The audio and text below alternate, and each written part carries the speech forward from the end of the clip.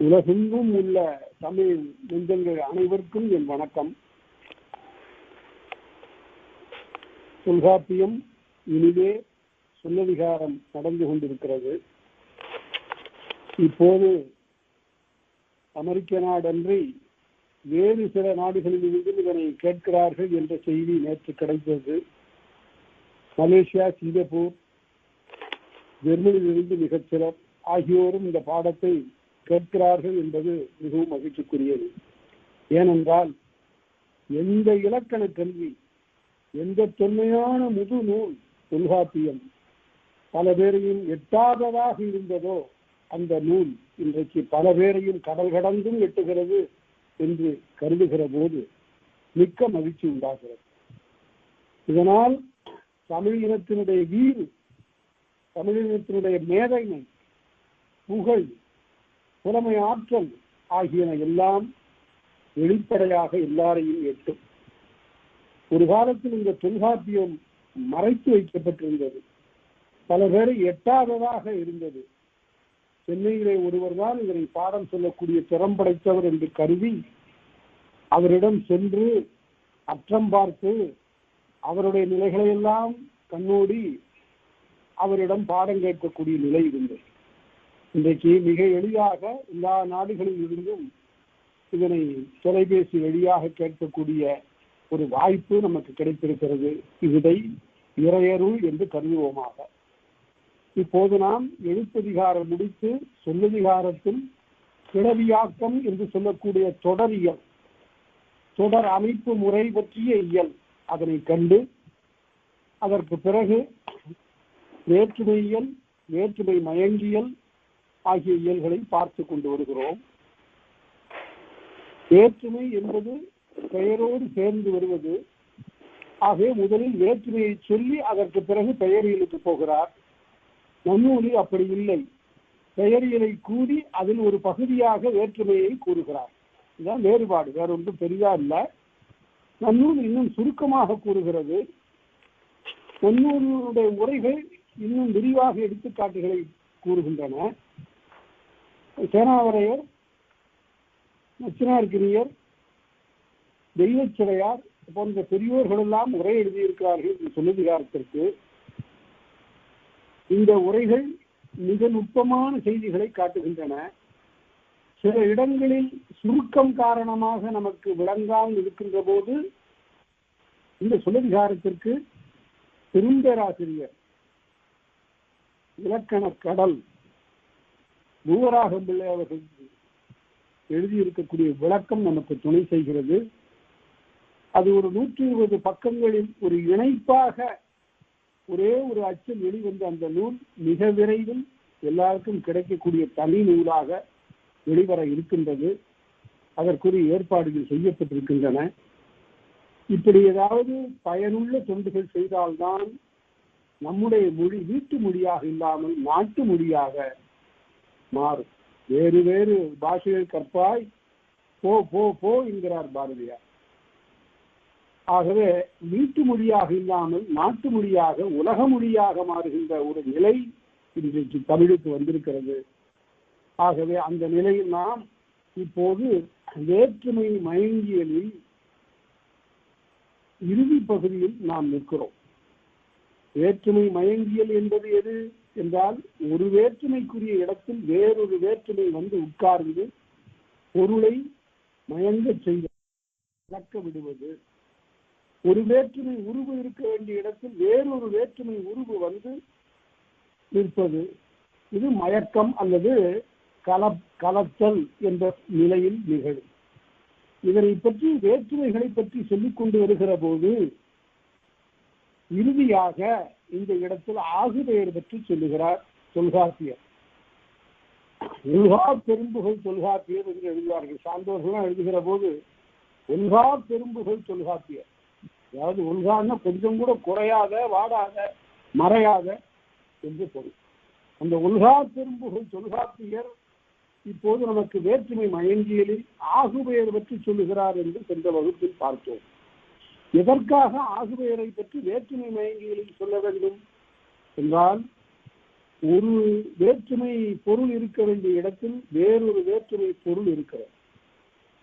அதே போல ஒரு சொல் என்பது ஒரு பொருளை உணர்த்த வேண்டிய சொல் அதற்குரிய பொருளை விட்டுவிட்டு வேறு ஒரு பொருளை உணர்த்துவது ஆகுது. நன்றாக நினைவில் வைத்துக் கொள்ளுங்கள். உலகம் என்பது அமெரிக்கா, இங்கிலாந்து, ஆசியா, ஐரோப்பா என்று பல நாடுகளையும் கண்டங்களையும் உள்ளடக்கிய ஒரு மாபெரும் கோளம். இதனை உலகம் என்றால் அது இடத்தினுடைய பெயர்தான். அது நன்றாக நினைவில் வைத்துக் கொள்ளுங்கள். உலகம் என்பது இடத்தினுடைய பெயர்தான். சரி, ஆனால் உலகம் சிரித்தது என்று சொல்லுகிற போது அந்த இடப்பொருளை இழந்து அங்கே இருக்கக்கூடிய மக்களை குறிக்க வருகிறது. ஆகவே இதுவும் ஒரு வகையான பொருள் மயக்கம். ஆகவேதான் அந்த ஒற்றுமை பற்றி வேற்றுமை மயக்கம் பற்றி சொன்ன அதே இயலில் ஆகுபெயர் பற்றியும் சொல்லுகிறார். ஒரு காலத்தில் இந்த ஆகுபெயருக்கும் அன்மொழி தொகைக்கும் வேறுபாடு தெரியாமல் பலரும் இதை பற்றி குழப்பமாக எழுதி கொண்டிருந்தார். பிறகு அறிஞர்கள் செந்தமிழ் செந்தமிழிலும் தமிழ் பொழியிலும் இதனை குறித்து ஆராய்ச்சி கட்டுரைகளை எல்லாம் எழுதினார்கள். நானும் எழுதியிருக்கிறேன். இப்போது சுருக்கமாக சொன்னால் ஆகுபெயர் என்றால் என்ன, அன்மொழி தொகை என்றால் இந்த ரெண்டுக்கும் உள்ள வேறுபாட்டை நானும் தெரிந்து கொள்ள வேண்டும். எந்த பள்ளிக்கூடத்திலும் போனால் இந்த ஒரு கேள்வி வரும். மாணவர்களே கேட்பார், ஆகுபெயர் என்றால் என்ன, அன்மொழி தொகை என்றால் என்ன.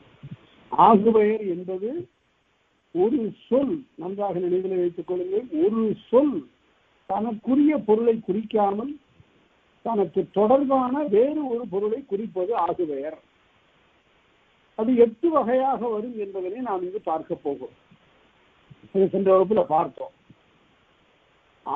அதை மிக சுருக்கமாக எழுதுகிற போது சேனாவரையரும் நன்னூல் ஆசிரியரும் எழுதுகிற போது சொல்கிறார்கள், ஆகுபெயர் ஒரு சொல்லில் வருவது. இதாங்க இலக்கணம், மிக இன்றியமையாத இலக்கணம் இதுதான். ஆகுபெயர் ஒரு சொல்லில் அடங்குவது, உலகம் பிரித்தது. உலகம் இங்கு இடவாகு பெயர், அந்த இடத்துக்கு ஆகின்றதுனால இடவாகு பெயர். அதனால ஆகுபெயர் ஒரு சொல்லில் அடங்குவது. ஆனால் அன்மொழி தொகை என்பது ஒரு சொல்லென்று தொகை, அது ஒன்றுக்கு மேற்பட்ட சொற்கள் தொக்கு வருவது. அவ்வாறு தொக்கு வருகிற போது அது 2 சொல் அல்லது 3 சொல்லால் அமைவது. இதுதான் அடிப்படை வேறுபாடு. அதற்கு பிறகு அன்மொழி தொகை என்றால் என்ன என்றால், பூங்கொடி என்று நாம் சொல்லுகிற போது அது அங்க பார்க்க போறோம் தொகையில இருந்தாலும் இது சுருக்கமாக சொல்லுகிறேன். பூங்கொடி என்றால் பூவை உடைய கொடி என்று பொருள். பூங்கொடி அதற்கு பிறகு இன்னொரு சொல்லை சேர்த்து வந்தாள் என்று சொல்லுகிற போது 2 சொற்கள் வந்து விட்டன, பொருளும் மாறிவிட்டது. என்ன மாறிவிட்டது? பூங்கொடி என்ற பெண். அப்ப பூவை உடைய கொடியை போன்ற அல்லது கொடியினுடைய பெயரை உடைய பெண் வந்தாள் என்று இவ்வளவு நீண்டு போகிறது. இவ்வாறு போவதுதான் அன்மொழி தொகை என்று பெயர் எய்தும். ஒரு வகையிலே ஆகுபெயருக்கும் அன்மொழி தொகைக்கும் ஒற்றுமை இருக்கிறது. என்ன ஒற்றுமை என்றால், சொற்கள் இங்கே நேரடியாக தமக்குரிய பொருளை விட்டுவிட்டு தொடர்புடைய வேறு ஒரு பொருளை உணர்த்துகின்றன. இதுதான் ஆகுபெயருக்கு அன்மொழி தொகைக்கும் பொது இலக்கணம். இது பல இடங்களிலும் கேட்பார்கள், ஆகுபெயருக்கும் அன்மொழி தொகைக்கும் உள்ள வேறுபாடு யாது என்று. இந்த இரண்டுமே, ஆகுபெயர் என்பது உலக வழக்கு. ஒரே சிரிக்கிருப்பா உன்னுடைய செயலை பார்த்து, இது உலக வழக்கு. ஒன்றன் பெயரான் அதற்கியை பிரிவை தொன்முறை உரைப்பன ஆகுபெயர் என்று நன்னூலார் சொல்லுவார். ஒன்றினுடைய பெயரை அதற்குரிய தொடர்புடைய வேறொன்றிற்கு தொன்முறை உரைப்பன, நீண்ட காலமாக வழங்கி வருவது. ஆகவே பல காலமாக வழங்கி வருவது ஆகுபெயர். ஆனால் அன்மொழி தொகை அப்படி இல்லை, அது கவிதை மொழி. பூங்கொடி வந்தாள் என்று சொல்லுகிற போது, இந்நூல் கவி இலக்கணம் என்று சொல்லுகிற போது, தாழ்குடல் பேசினாள் என்று சொல்லுகிற போது அதில் ஒரு கவிதை தன்மை வந்து விடுகிறது. அது உரைநடையாக இருந்தாலும் கூட அதில் ஒரு கவிதை, மறைமுகமான ஒரு கவிதை பண்பு இருக்கிறது, அது அன்மொழி தொகை. சரி, அந்த வேறுபாடு இருக்கட்டும். இப்ப ஆகுபெயர் எதனை பற்றியெல்லாம் வரும் என்று சென்ற வகுப்பிலே பார்த்தோம். முதலில் கூறும் சினையறி கிளவி. ஒரு தேங்காயை ஒருவன் தின்றான். அந்த தேங்காய் என்று சொல்லிவிட்டால் ஒன்று சிக்கலே இல்லை, தேங்காய் தின்றான். தெங்கு தின்றான் என்றால், தெங்குங்கிறது மரத்துக்கு பெயர், காய்க்கும் பெயர். அப்ப எதை குறிக்கிறது என்றால், தெங்கு தின்றான் என்பது இது முதலுக்கு ஆகி வந்தது, மரத்திற்கு ஆகி வந்து விட்டது. ஆகவே இது முதலாகு பெயர். முதலில் கூறும் சினையறி கிளவி. சினை என்பது இங்கு காயை குறிக்கிறது, முதல் என்பது மரத்தை குறிக்கிறது. இந்த தொடர்பு பற்றி அது முதலாகு பெயர். அதே போல சினையில் கூறும் முதலறி கிளவி என்றால் வெற்றிலை நட்டான் என்று சொல்லுகிற போது, வெற்றிலை என்பது ஒரு கொடி. அதில் வெற்றிலை நட்டான் என்றால் இலையை போய் நட்டான் என்று சொல்லுவது ஆகுபெயர். வெற்றிலை கொடி நட்டான் என்று சொல்லியிருந்தால் அது ஆகுபெயர் ஆகாது. வெற்றிலை நட்டான் என்று சொல்லுகிற போதுதான் அது ஆகுபெயர் ஆகும். அது சினையில் கூறும் முதலறி கிளவி. அடுத்தது பிறந்த முதலில் கூறும் சினையறி கிளவி. பிறகு சினையில் கூறும் கிளவி வெற்றிலை நட்டான் என்பது பிறந்த வழி கூறலும். ஒரு பொருள் பிறந்த இடத்திற்காகி வருவது. அவ காஞ்சிபுரம் கட்டிக்கிட்டு இருந்தா, ரொம்ப நல்லா இருந்ததுன்னு ஒரு அம்மா சொல்றாங்க. அது காஞ்சிபுரத்தை கட்டிட்டு வர முடியும் ஊரை? காஞ்சிபுரத்தில் நெய்தப்பட்டு, அதனால அது பிறந்த வழி கூறல். அடுத்தது அது ஒரு வகையான இட ஆகு பெயர் தான். அடுத்தது பண்புகள் பெயர். வீட்டிற்கு வெள்ளை அடித்துக் கொண்டிருக்கிறார் என்று சொன்னால், வெள்ளை என்ற நிறம் அந்த சுண்ணாம்பிற்கு ஆகி வந்தது, அதனால் அது பண்புகள் பெயர். அடுத்தது இயன்றது மொழிகள். இந்த கையில போட்டிருக்கிற ஒரு அணியை காட்டி இது பொன் என்று ஒருத்தி சொல்லுகிறார். இது பொன் அல்ல, பொன்னால் செய்யப்பட்ட வளையல். ஆகவே இது இயன்றது மொழிகள். எதனால் இயன்றது என்று சொல்லுவதனால் இயன்றது மொழிகள். அடுத்தது இருபெயரொட்டு. இந்த இருபெயரொட்டு பண்பு தொகை நன்றாக தெரிந்து வைத்துக் கொள்ளுங்கள். நான் பல முறை முன்னே சொல்லி இருக்கிறேன். இருந்தாலும் கூறியது கூறல் குற்றம் என்று வேறொரு பொருளை விளைக்குமாயின் என்று சொல்லுவார். அதே போல நினைவிலே கொள்ளுவதற்காகவும் பல முறை சொல்லுவது உண்டு. அவரையும் நன்மை கூறுகிறது, தொல்காப்பியம் கூறுகிறது. இப்போது பல முறை சொல்லுகின்ற நிலையில் நான் மறுபடியும் சொல்லுகிறேன். இருபெயரொட்டு பண்பு தொகையில் இரண்டு பெயர்கள் ஒட்டி வரும். அதில் ஒன்று பொது பெயராக இருக்கும், மற்றொன்று சிறப்பு பெயராக இருக்கும். பூ என்பது எல்லா பூவிற்கும் உள்ள பொது பெயர். மல்லிகை பூ என்பது மல்லிகைக்கு மட்டும் உள்ள சிறப்பு பெயர். மல்லிகை சிறப்பு பெயர், பூ பொது பெயர், இரண்டு ஒட்டி வருகிறது. மல்லிகை பூ. இருபெயரொட்டு பண்பு தொகையில நடுவில் ஒற்று நீகும். அந்த இலக்கணத்தையும் தெரிந்து கொள்ளலாம். அதனால மல்லிகை பூ. சாரை பாம்பு. பாம்பு எல்லாவற்றுக்கும் பொது பெயர். சாரை ஒரு குறிப்பிட்ட வகைக்குரிய சிறப்பு பெயர். ஆகவே சாரை பாம்பு என்பது இருபெயரொட்டு பண்பு தொகை. இந்த இவ்வாறு இருபெயரொட்டு பண்பு தொகையாக வருவதும் ஆகுபெயரே ஆகும். அடுத்தது நினை முதல் செய்ய ஒரு பொருளை செய்த கருத்தாவுக்கு ஆகி வருவது. இந்த வேட்டி துகிலி என்று சொல்லுவது. துகிலியான் நெய்தது, இது கூரை நாட்டான் நெய்தது, இந்த புடவை கூரை நாட்டான் நெய்தது, இந்த கூரை நாட்டான், இந்த புடவை கூரை நாட்டான் என்று சொன்னால் அது ஆகுபெயர். அது வினை முதலுக்கு ஆகி வந்தது. இவ்வாறு வரக்கூடியவையெல்லாம் பார்த்து 115வது நூற்பாவில் அவைதான் தத்தம் பொருளையும் தம்மோடு சிவனரும் ஒப்பில் வழியால் பிரிது பொருள் சுட்டலும் அப்பந்தினதே நுவலுங்காலை வேற்றுமை மருந்தை போற்றல் வேண்டும். இதையும் வேற்றுமையிலே வைத்து நீங்கள் பாருங்கள். தத்தம் பொருளோடு உறவுடைய இந்த இடத்துல ஒரு சிறப்பான ஒரு செய்தி. அது உரையாசிரியர்களால் நமக்கு கிடைப்பது. பற்றுவல்ல பெரும்பேராசிரியர்கள் உரையாசிரியர்களாக இருந்திருக்கார்கள். அவர்கள் சொல்லுவது தத்தம் பொருளோடு உறவு இருக்கக்கூடிய ஆகுபெயர்கள் ஒரு வகை. தத்தம் பொருளோடு உறவு இருக்கக்கூடிய பெயர்கள் ஒரு வகை. தத்தம் பொருளோடு ஒப்புமை இல்லாத பிற பொருளோடு போய் சேருவது இரண்டாவது வகை. ரெண்டு வகைக்கும் பேர் சொல்லி கொடுத்தாங்க பாருங்க, ரொம்ப அருமையாக இருக்கு. அதாவது எடுத்துக்காட்டுக்கு சொன்னால் தெங்கு தின்றான் அப்படின்னு பார்த்தோம். அது எதை தின்றான்? தேங்காய் தின்றான்.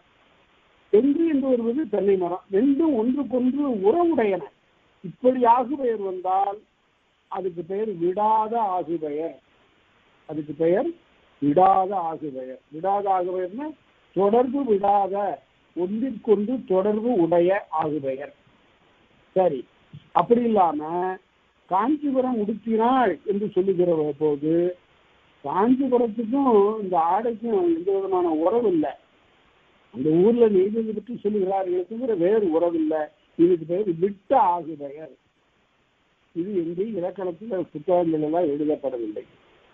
ஆகவே விடாத ஆகுபெயர் என்பது சொல்லப்படுகின்ற பொருளுக்கும் ஆகுபெயருக்கும் ஆகி வருகின்ற பெயருக்கும் உறவு இருக்கணும்.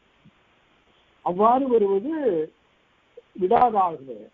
ஒப்புமை இல்லாத பிற பொருளோடு போய் சேர்ந்து நிற்பது விட்ட ஆகுபெயர். அவற்றை மனிதர்களே வைத்துக் கொள்ளுங்கள். வெற்றிலை நட்டான் என்பது விடாத ஆகுபெயர். உலகம் சிரித்தது என்று சொல்லுகிற போது அது விட்ட ஆகுபெயர். இவ்வாறு நினைவிலே வைத்துக் கொள்ளுங்கள். அடுத்தது 116வது நூற்பா. அளவும் நிறையும் அவற்றோடு கொள்வழி உலவன முடித உணர்ந்தினோரே. அதே போல இந்த அளவு பெயர்கள் நிறை பெயர்களும் இவ்வாறு ஆகி வருவது உண்டு, ஆகுபெயர்களாக வருவது உண்டு. அளவு பெயர்களும் நிறை பெயர்களும். அவனுக்கு ஒரு மூட்டை கொடு அப்படின்னா ஒரு மூட்டை என்ன? அது நெல்லுக்கு ஆகி வந்தது. அதனால அளவு பெயர் இவ்வாறு ஆகி வருவது.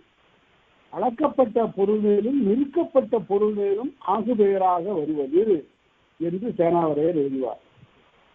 ஒரு பதக்கு கொடுத்தான் என்றால் இப்ப நமக்கு அதை விட ஒரு முடம் கொடு என்று மாலையில வெள்ளிக்கிழமை மாலையில ஒரு பெண் போய் சாலை ஓரத்தில் மலர்கள் விற்று கொண்டிருக்கக்கூடிய ஒரு பெண்ணிடம் ஒரு முடம் கொடுன்னா அந்த முடம் எதை குறிக்கிறது? ஒரு முடம் பூவை குறிக்கிறது. இது ஆகுபெயர். அதே அளவை குறித்த ஆகுபெயர் இது. அதே போல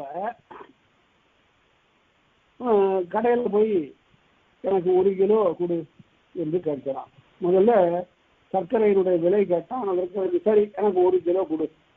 இந்த 1 கிலோ என்பது ஆகுபெயர். இவ்வாறு அளவு நிறை குறித்த பெயர்களும் ஆகுபெயர்களாக வருவது உண்டு என்று சொல்லிவிட்டு கடைசி நூற்பாவில் கிளந்த அல்ல நல்ல ஒழிக்கணும். இதெல்லாம் பிழையாக ஒழிக்கிறார்கள். கிளந்த அல்ல அப்படின்னா கிளவி என்று சொல்லுகிற போது சொல் என்று பொருள். கிளந்த என்றால் சொல்லப்பட்ட, வேறு பெற தோன்றினும். கிளந்த அல்ல வேறு பெற தோன்றினும். நான் இதுவரையில முடிஞ்ச வரையில சொல்லியிருக்கிறேன். இதை தவிர வேறு பொருள்கள் வருகின்ற நிலையில் சொற்கள் மயங்கினாலும் கிடந்தவற்று இயலால் உணர்ந்தனர் குழலே. சொன்னதை கொண்டு இதே விதிப்படி மற்றவற்றையும் கருதி கொள்க என்று சொல்லுகிறார். அதுக்கு எடுத்துக்காட்டு ஆசிரியர்கள் கொடுக்கிறார்கள். உரையாசிரியர்கள், தொடர்த்தக்க உரையாசிரியர்கள். அடிக்கடி என்னுடைய மாணவர்கள் கூட சொல்லுவாங்க, என்னங்க அவங்களெல்லாம் இப்படி நீங்க தெய்வங்களாக வணங்குகிறீர்கள் என்று. இன்னும் என்ன, அந்த கல்வியினால் அவர்கள் பெற்ற பயன் என்ன என்றால், பரிமேலழகர் எழுதுவார் ஒரு திருக்குறளுக்கு ஒரு உரை, அருமையான உரை. அந்த இடத்துல தாம் இன்புறக்கண்டு உலகு இன்புறக்கண்டு தாம் இன்புறுவர் அப்படின்னு திருவள்ளுவர் சொல்லுகிறார். கல்வி அதிகாரத்தில் சொல்லுகிறார். உலகு இன்புறுவதனை பார்த்து தாம் இன்புறுவர் என்று எழுதுகிற போது பரிமேலழகர் எழுதுவார், கரும்பு ஐயருக்கு கூலி போல அப்படின்னார். கரும்பை உண்பதற்கு கூலி போல அவர்களுக்கு மதிப்பும் பாராட்டும் கிடைக்கின்றன. அது தமிழ் ஒரு கரும்பு, அதனுடைய சுவையே போதும்.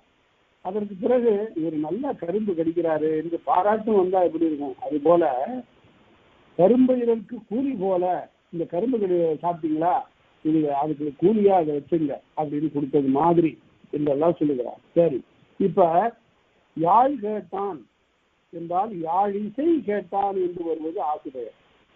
அது கருவி ஆகுபெயர். யாழ் கேட்டான் என்றால் சரி ஒரு யாழை கொடுத்து அனுப்புன்னு சொல்லக்கூடாது. யாழ் கேட்டான் என்றால் யாழில் பிறந்து இசை கேட்டான் என்று பொருள்.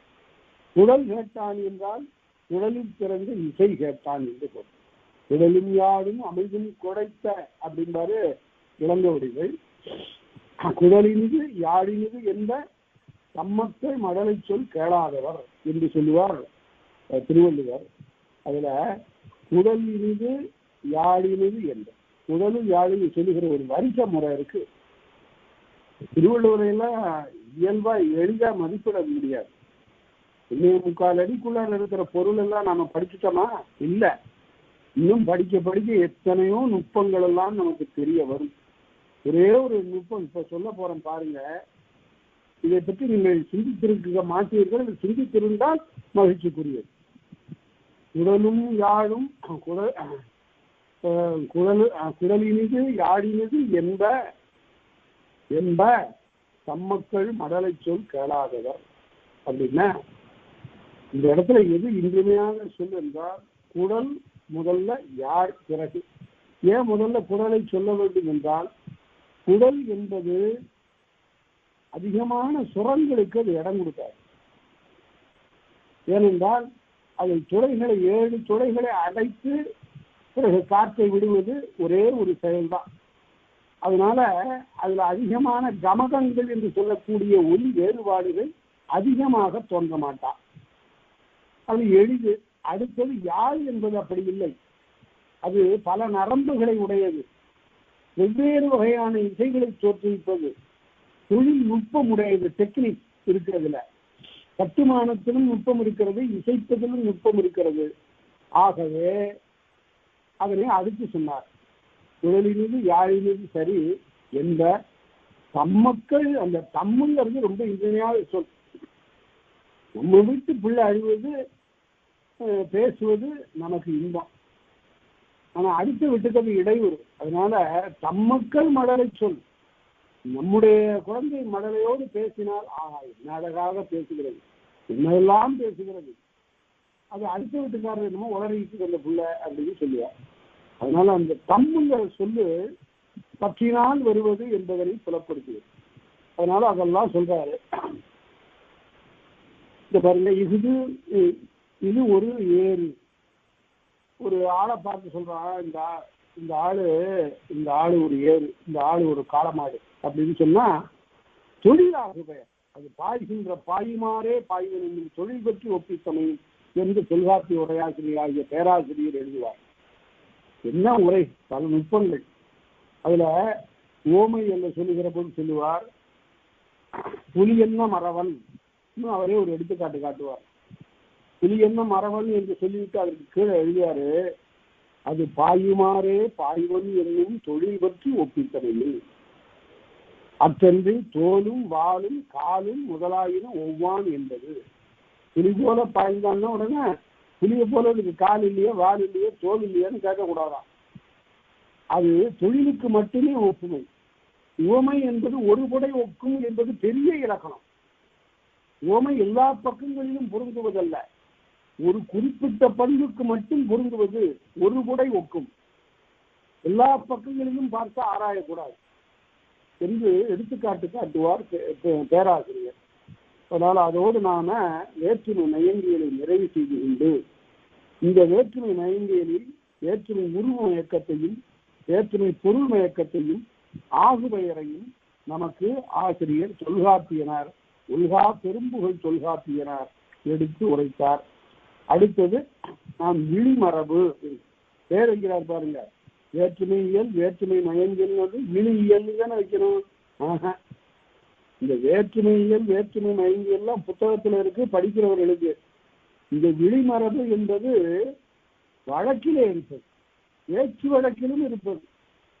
ஒரு மனிதனை கூப்பிடுவது, கடற்கையோரை தன்முகமாக தான் அழைப்பதுவே என்று நன்னூலாசிரியர் சொல்லுவார்.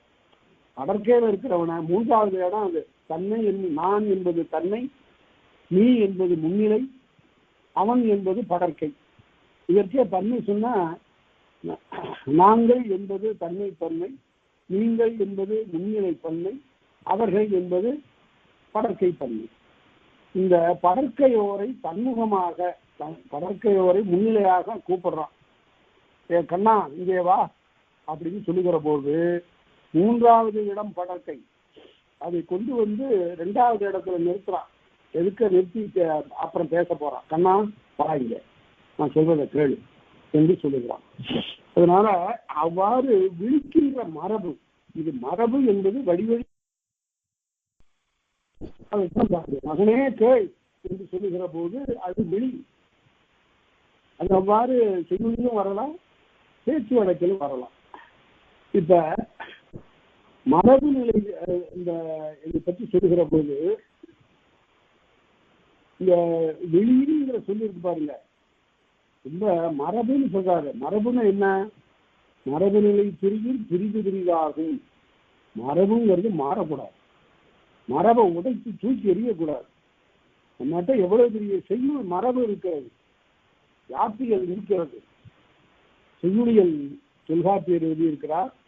பின்னால யாப்பருங்கலம் இருக்கிறது, யாப்பருங்கல காரிகை இருக்கிறது, பல சிறந்த யாப்பு நூல்கள் எல்லாம் இருக்கின்றன. எல்லாத்தையும் நாம தூக்கி எறிஞ்சிட்டு நாம மனம் போனபடி கை போனபடி எழுதுகிறோம். அதுக்கு பேர் புதுக்கவிதை என்பது. புதுக்கவிதை என்பது யாப்பில்லாதது என்று சொல்லுகிறார். கருத்து அப்படியே நேரடியாக உணர்த்துவது என்று சொல்லுகிறார்.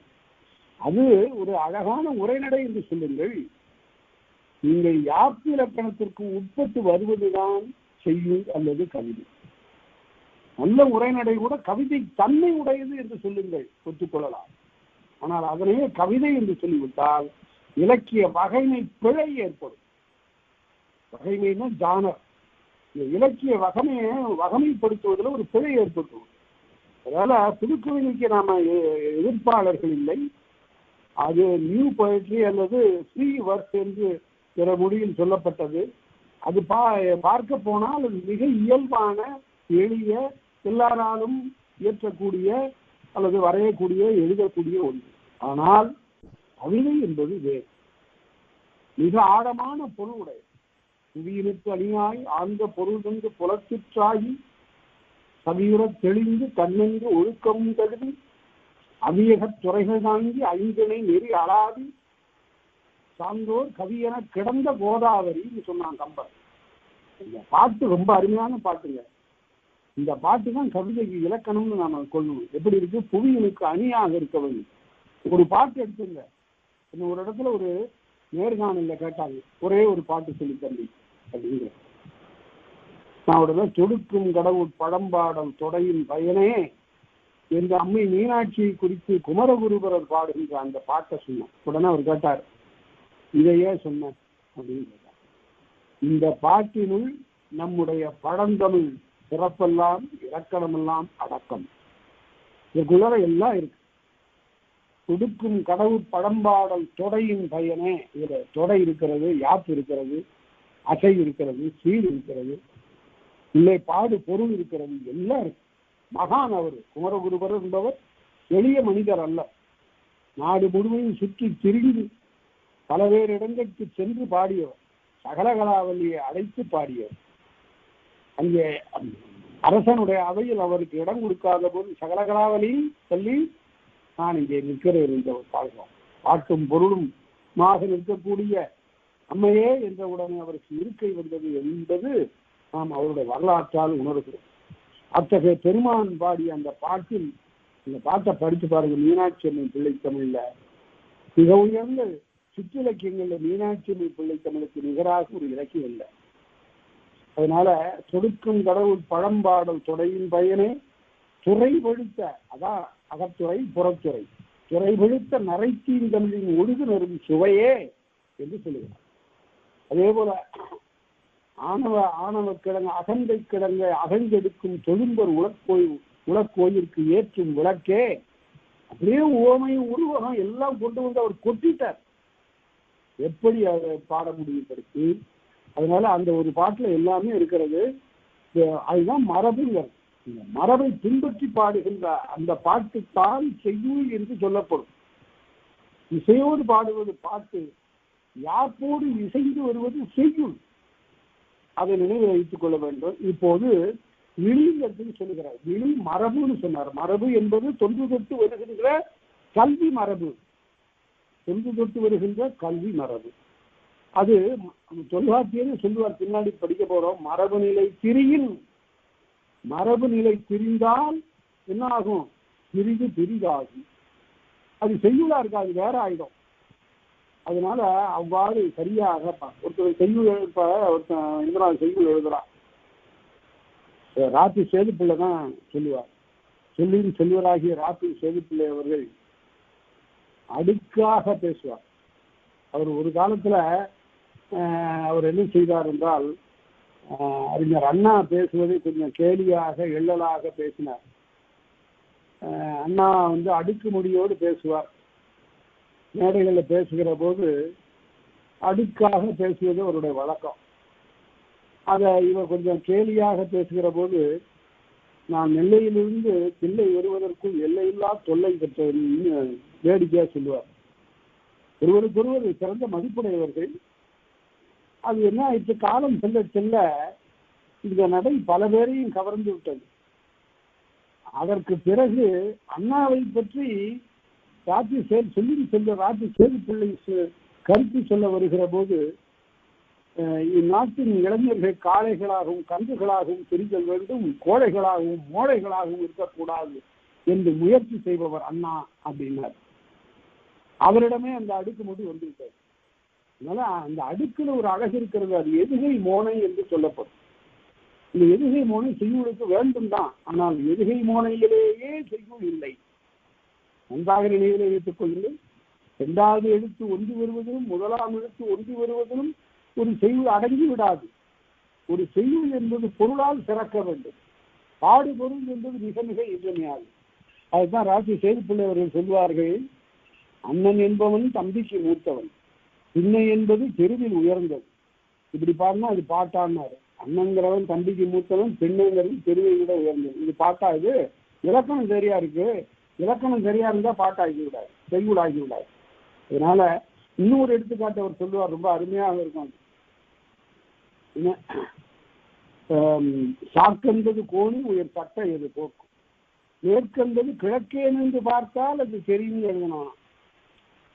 மேற்கு என்பது கிழக்கே நின்று பார்த்தால் அது தெரியும். இது செய்யுள் தான். இது யாராவது செய்யுள் என்று சொல்லுவார்களா? இலக்கணம் இருக்கிறது, பாடுபொருள் சிறப்பு வேண்டும். இப்ப குமரகுருவருடைய பாட்டெல்லாம் பார்த்தா அவ்வளவு பாடுபொருள் சிறப்பு அதுல இருக்கும். அதனால்தான் அவருக்கு அந்த ஆற்றல் இருந்ததனால்தான் அவர் செய்யுளை பற்றி சொல்லுகிற போது, மலரவன் செய் வெற்றுடம்பு மாய்வன போல் மாயா மற்றவர் செய்யும் உடம்பு. இதனால கற்ற புலவர்கள் செய்கின்ற செய்யுள் என்ற அந்த உடம்பு நான்முகன் படைக்கின்ற உடம்பு போல அழியக்கூடியதல்ல. அது காலகாலத்திற்கு அப்படியே நெடிதாக 100 ஆண்டுகளுக்கு நிலைத்து நிற்கக்கூடிய மரபுடையது என்று அவர் பேசுவார். அதனால அப்படிப்பட்ட மரபு அதுதான். இப்ப விழிங்கிறதுக்கு இப்ப நான் ஆராய்ந்து சில கட்டுரைகளை எழுதியிருக்கிறேன். அந்த செய்தியை சுருக்கமாக சொல்லுகிறேன். வில் என்றால் வெளிப்படுத்து. உருண்டையாக இருக்கிறது ஒன்று விண்டான் என்றால் அதை உள்ள இருக்கக்கூடிய பகுதியை உடைத்து காட்டினான். வில் என்றால் வெளிப்படுத்து, வில்லுதல், விண்டான். கண்டவர் விண்டிலர், வெளிப்படுத்தி சொல்ல முடியல. அந்த விந்து என்பதிலிருந்து வெளிப்படுவது என்றால் அதிலிருந்து வந்ததுதான் விட்டுணு. அது நல்ல தமிழ் தான் அது. அப்புறம் அந்த விஷ்ணு என்று பிரிக்கப்பட்டது. அவன் தூணிலிருந்து வெளிப்பட்டான், அவன் அணுவிலிருந்து வெளிப்பட்டான் என்று சொல்வது அது அவதாரம். அடுத்தது அந்த வில் என்ற வேர் விளம்பு என்றால் எடுத்து சொல். விளக்கு அதிலிருந்து வந்ததுதான் விளக்கு, வெளிப்படுத்து, ஒளி கொடு, அது விழி என்று ஆகும். கூப்பிடு. அது இந்த மாதிரி அருமையான சொல்ல நாம இழந்துட்டோமோன்னு நம்ம நினைச்சோம், இழக்கல. இப்பவும் அந்த சொல் இருக்கு. எங்க இருக்குன்னு கேட்டா, அலைபேசி கையில வச்சிருப்பீங்க, அதுல ஏதாவது ஒரு அழைப்பை கொடுத்துட்டு இருக்கீங்கன்னா சற்று நேரம் கழிச்சு விழிக்கும். திருவனந்தபுரத்துல யாராவது இருக்கிறவங்களை கூப்பிட்டீங்கன்னா சற்று நேரம் கழிஞ்சு விழிக்கும் அப்படின்னா கூப்பிடுன்னு வந்துடும். சற்று நேரம் கழித்து கூப்பிடுங்கள் என்பதற்கு மலையாளத்தில் விழிக்கும் என்று சொல்கிறார்கள். அதனால அந்த மலையாளத்தில் அது வழக்கில் இருக்கு. நல்ல தமிழ் சொற்களை எல்லாம் மலையாளம் வைத்துக் கொண்டிருக்கிறது. ஒரு ஒரு செய்யுள் சொல்லுகிறேன். இந்த செய்யுள்ல நீங்க சரியாக பார்த்திருக்கிறீர்களா என்று நீங்களே எண்ணிக்கொள்ளுங்கள். சரியாக பார்த்திருக்கிறீர்களானால் ரொம்ப மகிழ்ச்சி. வெள்ளத்தனைய மலர் நீட்டம், எல்லாருக்கும் தெரிந்து கொள்ளும். வெள்ளத்தனைய மலர் நீட்டம் யாராவது சரியா படிச்சிருக்கிறாங்களாங்கிறதுக்கு இந்த ஒரு குரலை சொல்லி ஒரு கேள்வி கேளுங்க. அது சரியா சொல்லிட்டா படித்தவர் என்று ஒத்துக்கொள்ளலாம். வெள்ளத்தனைய மலர் நீட்டம், மலருடைய நீளம். இந்த வெள்ளம்னா பெரிய வெள்ளம் இல்ல, இந்த இடத்துல தண்ணீர் தான். தண்ணீருக்கு தான் வெள்ளம்னு பொருள். அது பெரிய அலை அடிச்சுட்டு வந்தாதான் வெள்ளம்னு இல்லை. ஒரு காலத்தில் வெள்ளம் என்பது தண்ணீரை மட்டுமே குறித்தது. கஞ்சி வெள்ளம்பாங்க மலையாளத்துல. அப்படின்னா தண்ணீர் என்று பொருள், தண்ணீராலான கஞ்சி என்று பொருள். அதனால வெள்ளத்தனைய மலர் நீட்டம், வெள்ளத்தை அணையதுன்னு எழுதினா போச்சு. என்ன போச்சு? வெள்ளத்தனைய மலர் நீட்டம்னு மலர் நீட்டம்னு இங்க சொல்லும் போது ஒரு மலரை சொல்லவில்லை. அதுதான் நுட்பம். அணைய என்பது அது பலவின்பால் குறிப்பு உடையது. வெள்ளத்து அணைய மலர் நீட்டம், மலர் நீட்டம் வெள்ளத்தணைய. மலர் எனது தண்டின் நீளங்கள், மலர் தண்டினது நீளங்கள் வெள்ளத்திற்கு தகுந்தன, வெள்ளத்திற்கு தக அமைவன. சரி, இந்த இடத்துல வெள்ளத்தை அணையதுன்னு போடக்கூடாதுன்னு சொன்னோம். அந்த குரட்பாவிலேயே உள்ளத்து அணையது உயர்வுன்னு அங்க டூ போடணும். உள்ளத்து அணையது, உள்ளத்து அணையது என்றால் உள்ளத்திற்கு ஒத்தது, உள்ளத்தினுடைய பெருமைக்கு தகுந்தார் போன்றது உயர்வு அப்படின்னு சொன்னார். அதனால ஒரு இடத்துல டூ இல்லை, இன்னொரு இடத்துல டூ இருக்கு. எல்லாரும் பாட்டை சொல்லும் போது வெள்ளத்து அணையது மலர் நீட்டம்னு சொல்லிடுறாங்க. அப்படி இல்லை, பல மலர்களுடைய தங்கின் நீளங்களை சொல்லுகிறார். அதுபோல ஒரு உள்ளத்தினுடைய உயர்வை சொல்லுகிறார். இந்த ரெண்டையும் நன்றாக தெரிந்து வைத்துக் கொள்ள வேண்டும். அடுத்தது இந்த வெள்ளம்ங்கிற சொல்லு அப்படியே மலையாளத்தில் இருக்கு, இன்றைக்கும் இருக்கிறது. அதே போல அவர் பேசும்போது சமயம் இது அல்ல அப்படிங்கிறாங்க. இது அல்ல, இது அல்லங்கிறது அல்ல என்ற பலவின்பார் குறிப்பு விளைவுற்று மலையாளத்தில் இன்றைக்கும் வழங்கி வருகிறது. அதனால மலையாளம், தெலுங்கு, கன்னடம் ஆகிய மொழிகளெல்லாம் தமிழிலிருந்து தோன்றின என்று நாம் சொல்லுகிறோம், அவர்கள் ஒத்துக்கொள்வதில்லை. அப்படியெல்லாம் இல்லை, எங்க மொழி நேரா அப்படியே வெளியிலிருந்து வந்தது. அது சமஸ்கிருதத்தோடு நெருக்கமான தொடர்புடைய, சமஸ்கிருதத்தோடு ஏற்பட்ட தொடர்பு பிற்காலத்தில். அது தமிழிலிருந்து போனது என்பதற்கு பழைய மலையாளத்தில் எழுதப்பட்ட ராமாயணத்தை எடுத்து பார்த்தீங்கன்னாலும் தெரியும். எழுத்தச்சனுடைய ராமாயணத்தை எடுத்து பார்த்தா தெரியும். குண்டலின் வார்ந்து இருண்டு சுருண்டு சீத சொன்னாள், சீத சீதை சொன்னாள் அப்படியே தான் இருக்கு. அதனால பழைய மலையாளத்தில் தமிழ் சொற்களாலேயே எழுதப்பட்டிருக்கிறது. ஆனால் காலம் செல்ல செல்ல சிந்தனை சேஷியோடு சம்சாரிக்க அபிலாஷிச்சு இப்ப எல்லாமே சமஸ்கிருத சொற்கள். இது பிற்காலத்து நிலை. சுந்தரி சேஷியோட இந்த அழகான இந்த சகோதரியோடு நான் சம்சாரிக்க அபிலாஷிச்சு நான் உரையாடுவதற்கு விழைகிறேன் என்று மலையாளம் சொல்கிறேன். இது சமஸ்கிருதமயமாக்கப்பட்ட மலையாளம். இதே போலதான் தெலுங்கு, கன்னடம் ஆகிய மொழிகளிலும் வடமொழி புகுந்து இருக்கிறது. ஒரு மொழிக்குள்ளார இன்னொரு மொழி ஊடுருவும். ஆனால் அதற்காக தன்னுடைய தனித்தன்மையை இழந்து விடக்கூடாது. திராவிட மொழிகள் எல்லாவற்றுக்குமே ஒரு பொது அமைப்பு உண்டு. அந்த அமைப்பு தமிழிலிருந்து சென்றது என்று சொல்லுவது எந்த விதமான தயக்கமும் வேண்டியது இல்லை. சரி, அது மற்றொன்று இருக்கலாம், போயிடும், அதை பிறகு பார்ப்போம். இப்ப முதல் நூற்பா, விழியெனப்படுவ, விழியென்று சொல்லப்படுவன ஒன்றும் பெயரோடு தெரிய தோன்றும் இயற்கை என்ற அத அருமையாக பூவராகம் உள்ள விளக்கம் சொல்லுவார். அப்பால் இருக்கக்கூடிய ஒருவரை தன்முகமாக அழைத்து கூறுவதுதான் விழி என்று எழுதுவார். அது எப்படி வரும்? கண்ணா அப்படின்னா கண்ணன் என்பது பெயர்.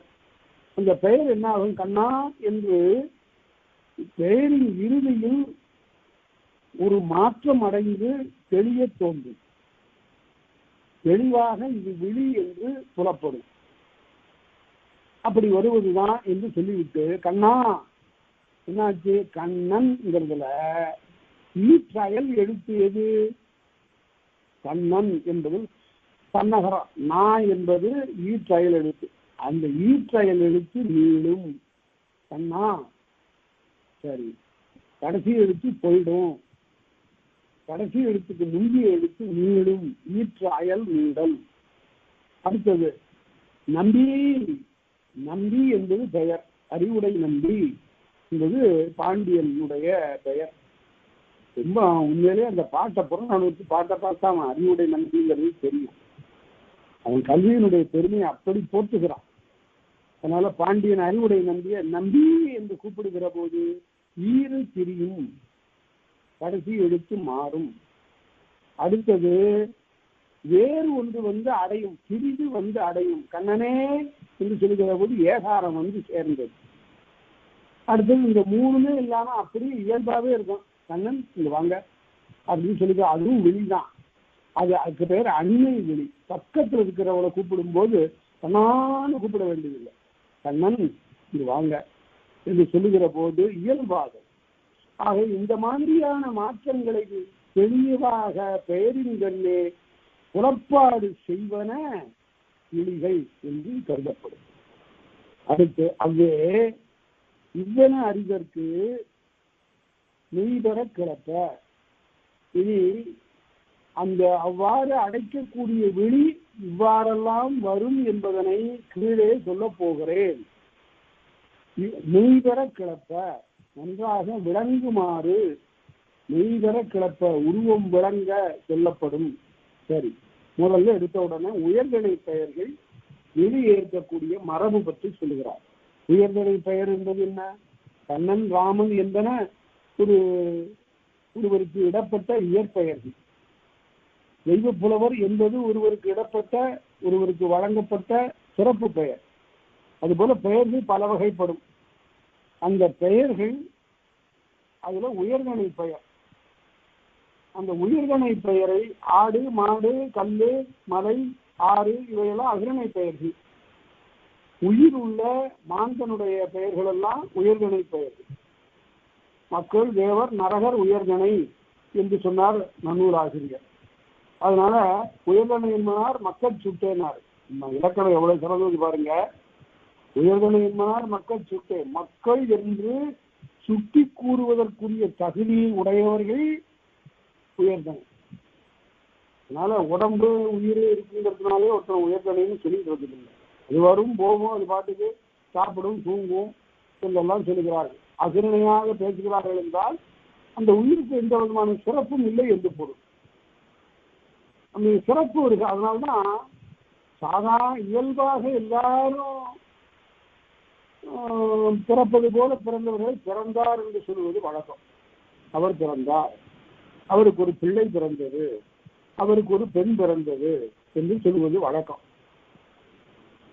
வாழ்ந்து மறைந்த மிகப்பெரிய சான்றோர்களை சொல்லுகிற போது, அவர்களுடைய வரலாற்றை எழுதுகிற போது, அவர் மயிலாப்பூரில் தோன்றினார், தோன்றி புகழோடு தோன்றுக, அதனால தோன்றினார் என்று சொல்லுவார்.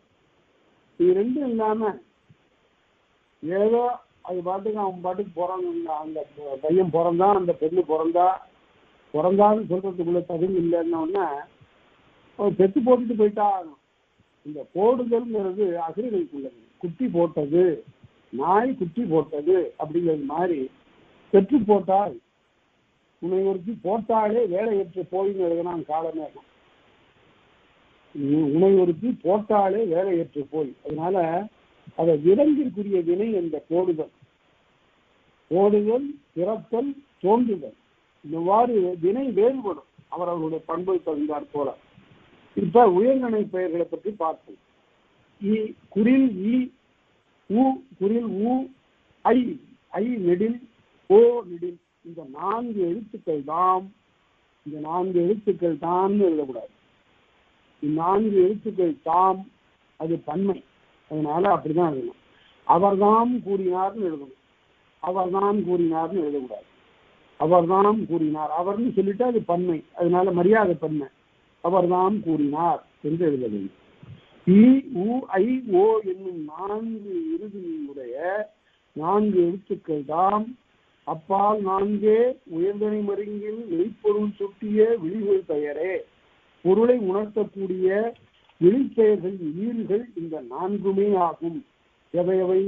இகரம், உகரம், ஐகாரம், ஓகாரம், இந்த 4ம் என்று சொல்கிறார். இ உ ஐ ஓ என்ற 4ம் உயர்தனைக்கண் வெளிகொள்ளும். இந்த 4ம் வெளி ஏற்கும். எப்படி?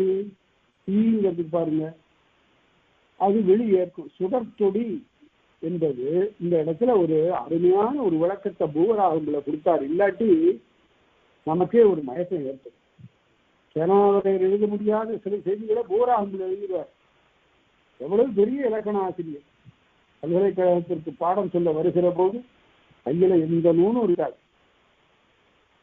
மேல ஒரு சட்டை கூட கிடையாது, ஏதோ சுண்டுதான் போட்டிருக்காரு. இப்படியே வந்து உட்கார்ந்து புலவர் வகுப்புக்கு பாடம் சொல்லுகிற போது தொல்காப்பியம் பாடம் சொல்லுவார். 2 செவிகளையும் அப்படியே நெஞ்சாக கொண்டு மாணவர்கள்லாம் கேட்பார்.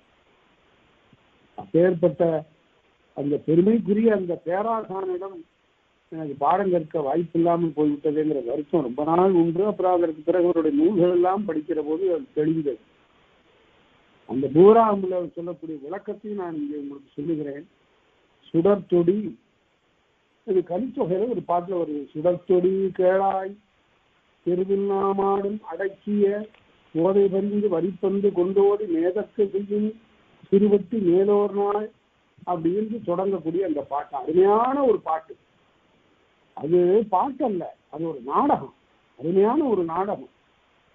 அது சாலியோசி ஒருவன் பேசக்கூடிய ஒருத்தி பேசக்கூடிய நாடகம்.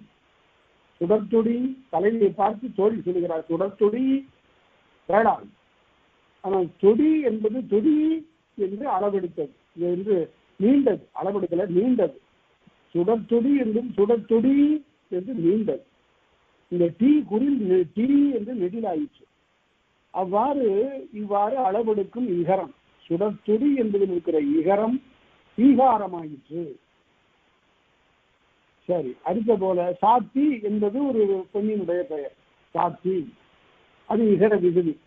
அதை கூப்பிடுகிற போது எப்படி ஒரு சாத்தி, அதுவும் நெடிலாக நீளும். அதனால இகரம் நீளும். சரி, மற்றதுக்கு எடுத்துக்காட்டு எல்லாவற்றுக்கும் எடுத்துக்காட்டுகள் சொல்லுவதில்லை அவங்க உரையாசிரியர்கள். இது எல்லாவற்றுக்கும் தெரியும் என்று போய்விடுவார்கள். பூ என்று வருகிற போது அது குற்றியலுகரம் தான், அது மாதிரி நீளும். பட்டுன்னு ஒரு பெண்ணினுடைய பெயர். கூப்பிடும்போது எப்படி கூப்பிடுறோம்? பட்டு, அதுதான் அவ்வாறு அதுவும் உகரம் ஊகாரமா. ராமு என்பது ஒருவனுடைய பெயர். ராமு என்று கூப்பிடுகிற போது அது முற்றியலுகரம். முற்றியலுகரத்திலையும் வரும், முற்றியலுகரத்திலையும் வரும். பின்னாடி தொல்காப்பியர் முற்றியலுகரத்துக்கே வரும்னு சொல்றாரு. சரி, அது பெரும்பான்மை. இதே போல ஐ, தந்தை என்பதை தந்தாய், தந்தாய், எந்தாய், வள்ளலாருடைய பாட்டில் எந்தாய் என்று சொல்லுகிறார். என்னுடைய தந்தையே என்று பொருள். ஐ ஆய் ஆயிற்று. ஐ என்பது ஆய் என்று நீண்டது. கோ என்பது கோவே, ஓ என்ற எழுத்தும் மாறும். கோ, கோவே. சரி, இனி இந்த ஒவ்வொரு எழுத்தாக எடுத்துக்கொண்டு பேச போகிறார், அல்லது 2 எழுத்தாக எடுத்துக்கொண்டு பேச போகிறார். அவற்றுள் ஈ ஆகும், இகரம் ஈகாரமாகும். இந்திய நாம எடுத்துக்காட்டு பார்த்துட்டோம். சுடர்த்தொடி அந்த இடத்துல தான் பூராகத்தில் எழுதுறாரு. இது உயர்நிலைக்கு தானே வெளியேற்கக்கூடிய பெயர்களை சொல்றாரு. இங்க சுடர்த்தொடின்னு காட்டினீங்கள, சுடர்த்தொடிது சுடரை உடைய வளையல் என்று தானே பொருள். இது எப்படி உயர்தனை பெயர் ஆகும் என்ற ஒரு வினாவை எழுப்பி கொண்டு பூராகம்பிள்ள விளக்கம் சொல்றார். எவ்வளவு சிறப்பு பாருங்க, எவ்வளவு நுணுக்கமா பார்த்திருக்கிறார்.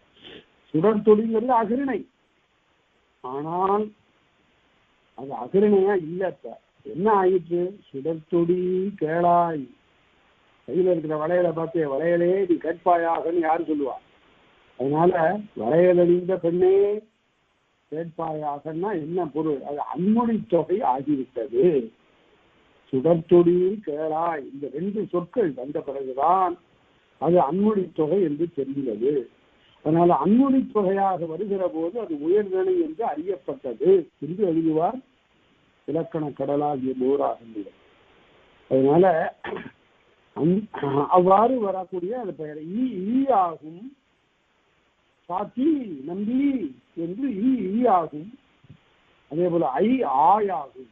நங்கை நங்காய், தங்கை தங்காய், தந்தை தந்தாய் என்று ஆயாகும். சரி, அடுத்தது ஓவும் ஊவும் ஏயோடு சிவனும். ஓ என்ற எழுத்தும் ஊ என்ற எழுத்தும் ஏயோடு பொருந்தி வரும். ஏ என்ற எழுத்து சேர்ந்து வரும். இது விழிக்கின்ற போது ஓகாரமும் உகரமும் ஏகாரம் பெற்று வெளியேறும். எப்படி? கோ என்பது ஓ என்ற ஒரு எழுத்தோடு முடியக்கூடிய ஓர் எழுத்து ஒரு மொழி கோ. அது கோவே, ஏகாரம் பெற்று வரும் கோவே. அதே போல உகரம் வேந்து என்பது உகரத்தில் முடிவது. அது என்ன ஆகும்? ஏகாரம் பெறும். வேந்தே, வேந்து, வேந்தே. இதெல்லாம் இதை பிரிந்து வந்து அடைதலுக்கு எடுத்துக்காட்டு. வேறு ஒரு எழுத்தும் வந்து சேர்ந்து வெளியேற்பதை காட்டுவது. பாருங்க, அம்மையே அப்பா உப்பிராமணி. இந்த இடத்துல பாருங்க, அம்மையே, அம்மை என்பது பெயர், ஐகார ஈற்று பெயர். அது என்னாச்சு? ஏகாரம் ஏற்கும் என்றால் அம்மையே, அம்மையே அப்பா உப்பிராமணி. அந்த பாட்டுக்கு நிகரான ஒரு அருமையான ஒரு பாட்டு பக்தி இலக்கியத்துல இல்லை. அம்மையேப்பா உப்பிராமணியே, அன்பினில் விளைந்த ஆரமுதே, சின்னையாய சிவபதம் அளித்த செல்வமே சிவபெருமானே. யாருக்கு? பெருக்கி பொழுதினை சுருக்கும் புழுத்தலை புலையனையன் தனக்கு. என்ன வாக்கியங்கள்! என்ன தன்னுடைய நிலையை இவ்வளவு கீழ்ப்படுத்தி கொண்டு தன்னை மிக எளியனாக ஆக்கிக் கொண்டு இறைவனை நோக்கி ஒரு மொழியாக மாணிக்க வாசகர் பேசுகிறார். அம்மையே அப்பா ஒப்பிலாமணியே. அம்மைக்கும் அப்பனுக்கும் ஒப்பா யாரை சொல்ல முடியும்? அதே போலதான் ஆண்டவனுக்கு. அம்மையே அப்பா ஒப்பிலாமணியே, அன்பினை விளைந்த ஆரமுதே. அன்புக்குத்தான் புறப்படும்.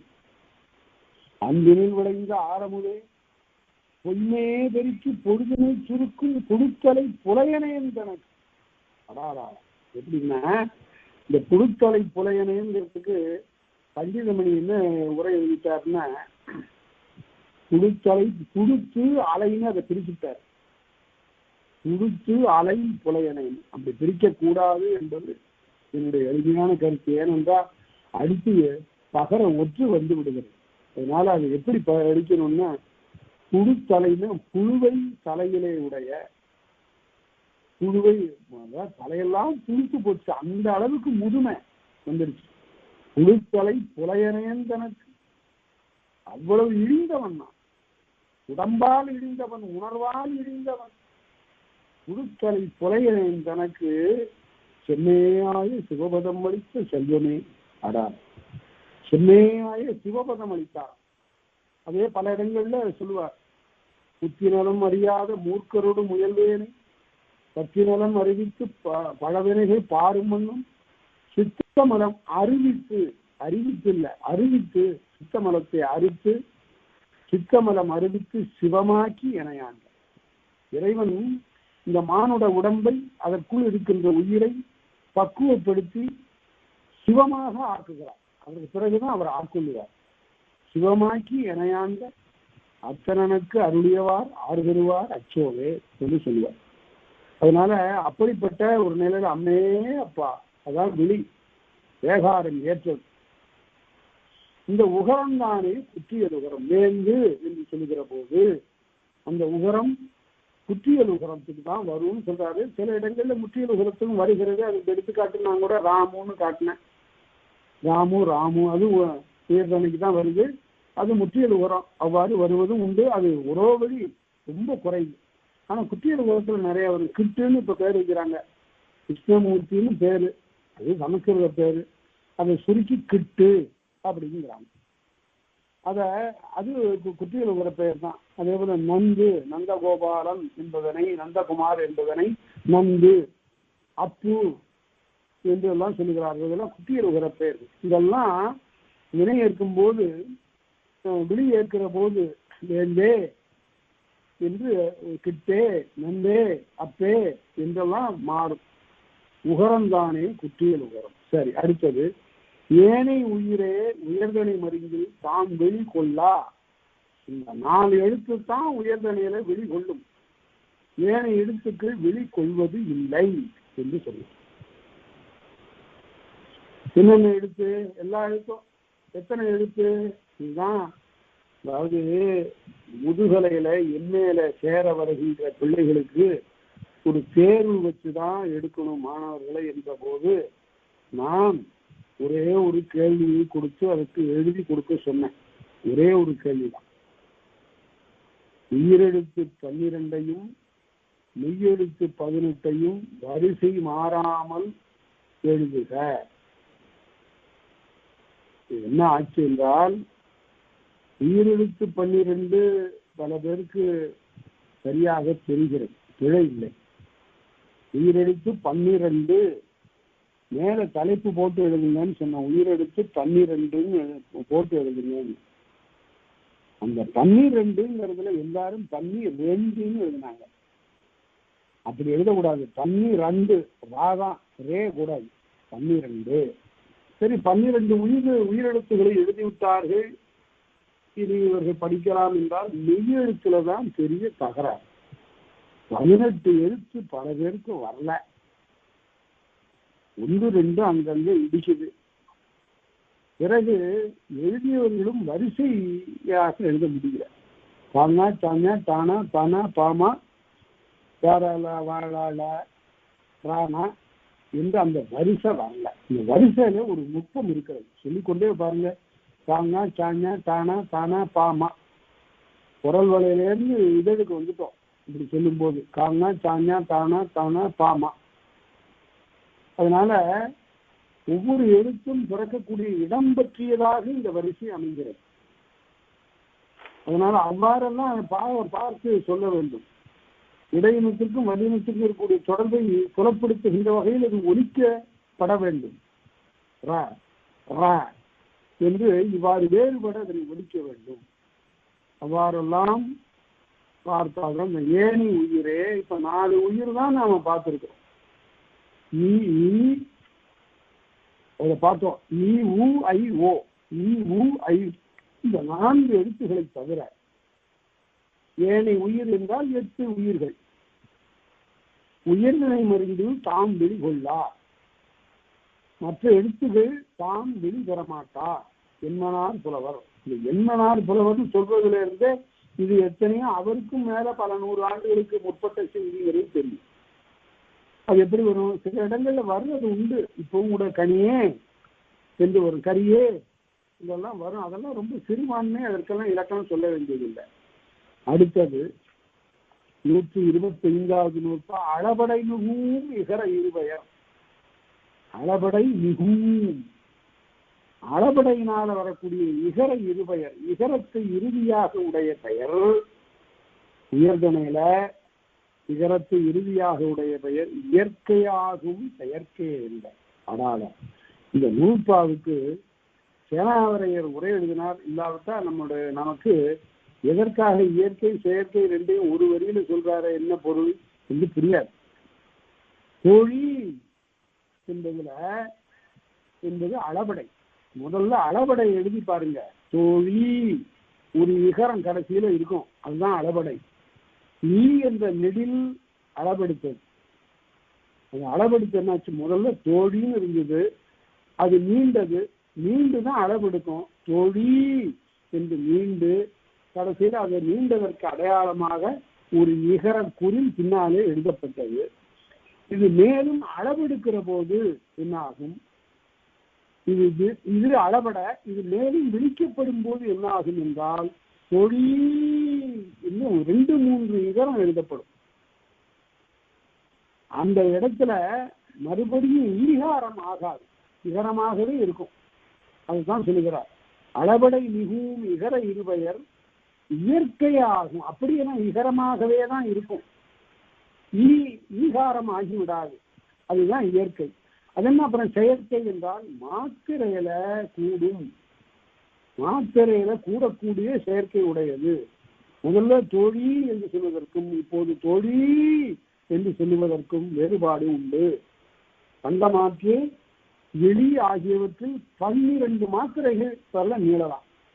இசை 3 இடத்துல, இசை, பண்டமாற்று, இளி, இந்த மூன்றிலும் ஒரு பெயர் 12 மாத்திரை அளவுக்கு நீளப்பெறும். எப்படின்னு பார்த்தா, ஒருத்தனை கூப்பிடுகிற போது கண்ணா, பக்கத்துல இருந்தா கண்ணன் வாங்க இங்க, சரி கொஞ்சம் தூரம் அந்தாண்ட போயிட்டாரு, அடித்தாரைக்கு போயிட்டாரு, அண்ணா இங்க வாங்க. தீர்வுல போயிட்டு இருக்கிறாரு, அவரை மேலே இருந்து கூப்பிடுறான், மேல எடுக்கிறேன்னு கூப்பிடுறான், கண்ணா பா. இன்னும் தொலைவில் செய்தி விழி ரொம்ப எட்டி போயிட்டாரு, 12 மாத்திரை நீட்டலாம், அதுக்கு மேல நீட்டுவது என்பது இயல்பல்ல. அது சரி, அது வெளியில.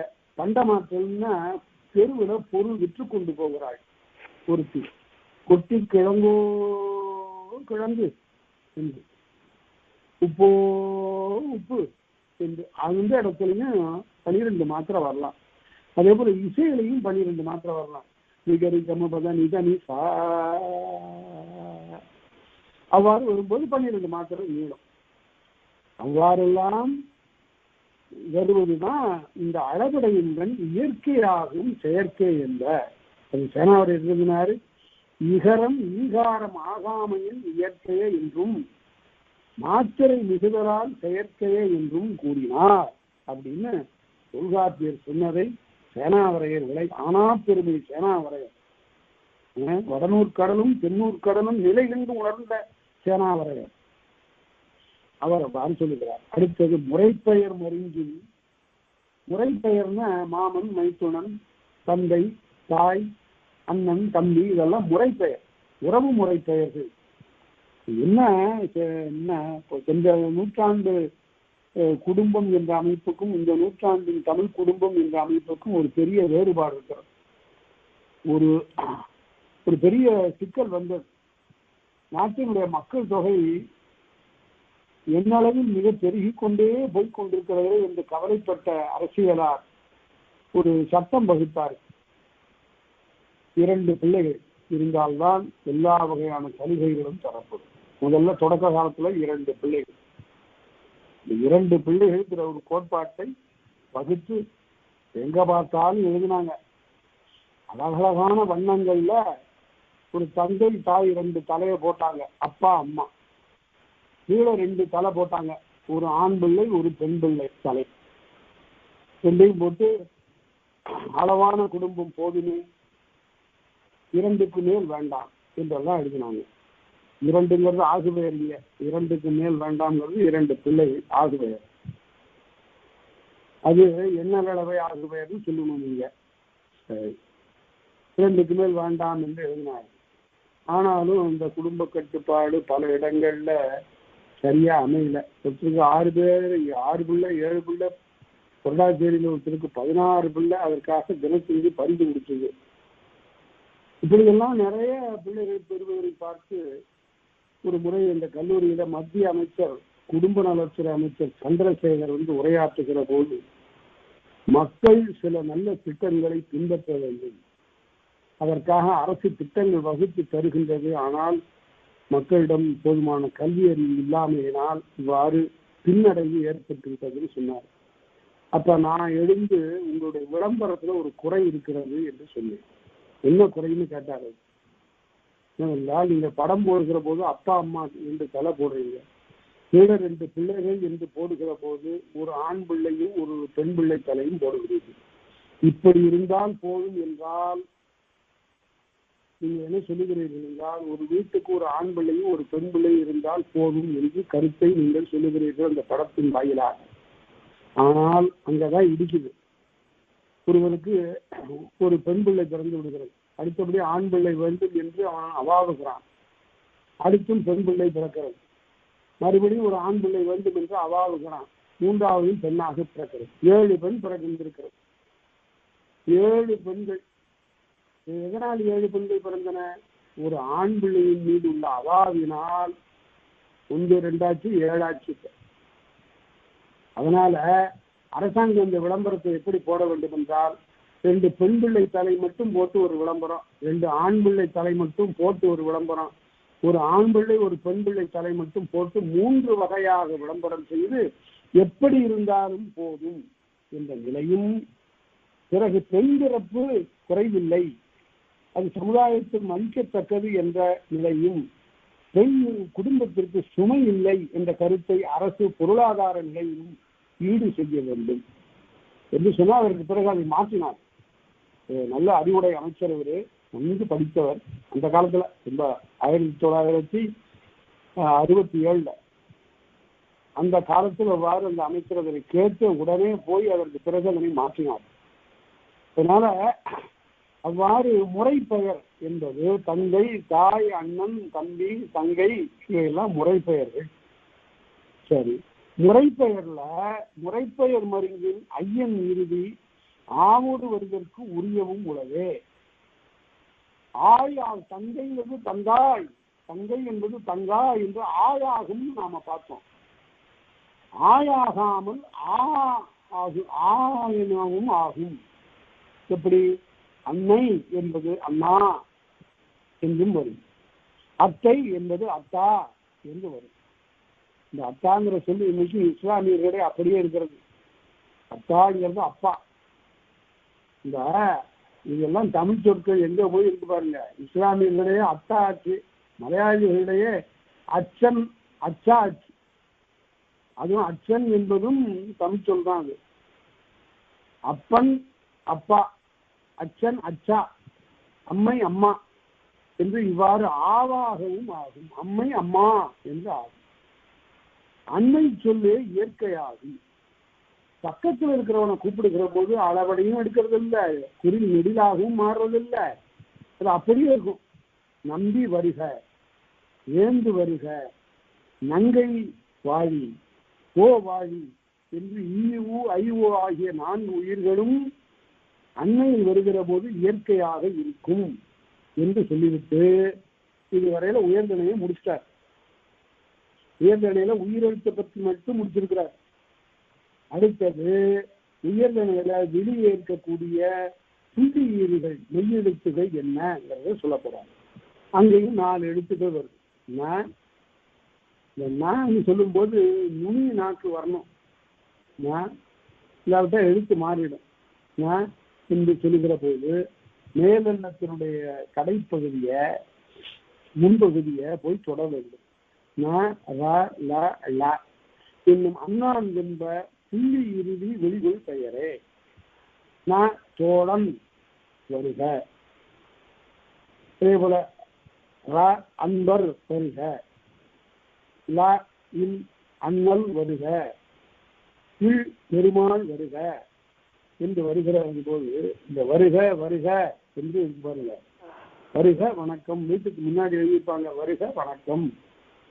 அது ஓப்பாக வருகின்ற போது இன்மொழி சொல்லி வரவேற்றல். சில இடங்கள் எழுதியிருப்பாங்க உத்தரவின்றி உள்ளே வரக்கூடாது.